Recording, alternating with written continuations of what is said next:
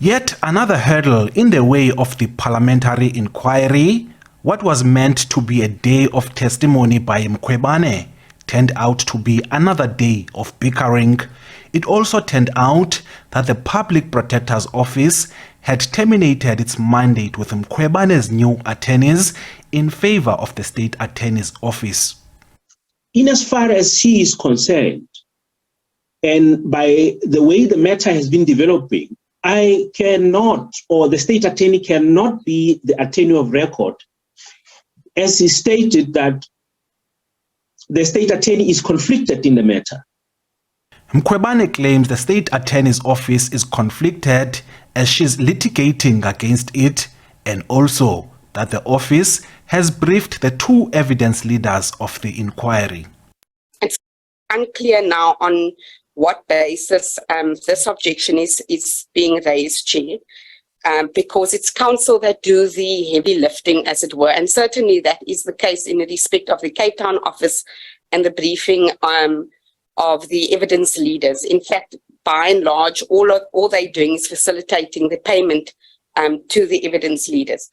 But Mkhwebane insists the inquiry must not continue until she has resolved the issue of legal representation. I don't have an attorney. Attorneys have written a letter to you and indicated that in the legal process, I am entitled to the reasons why you are refusing to recuse yourself. Mkhwebane also wants the chairperson of the inquiry to recuse himself. She claims that he, along with the ANC chief whip, Phemi Majodina, and the late ANC MP, Tina Joemat-Pettersson, allegedly attempted to extort money from her husband in exchange for making the case against her go away, allegedly, which have been denied by the trio. There would be an apprehension if there was something I know that was existing. As things stand, I want to encourage them. If they've got pictures, they've got audio, they've got text, send them to the police where you've laid charges. Send them to the ethics committee, because if I'm called upon by those platforms, I will respond. I remain focused in doing my work, and there's just no amount of shenanigans, no blackmailing, no amount of humiliation or smear campaign that is going to veer me off. Mkhwebane has been told that she should respond in writing to written questions which would be sent to her. Whatever you've mentioned now, the process which you are saying you are going to take is not provided for in the directives, and it's an unlawful process which members, all of them, are agreeing to that unlawful process.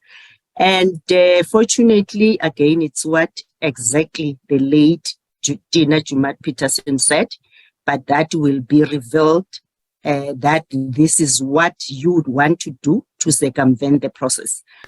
But Dyantyi has drawn a line in the sand. Should the PP fail to answer, the committee will have no choice but to make its findings based on the evidence before it, including the PP's statements, Part A and B, which were done under oath. The committee insists that it will complete its work by the end of July.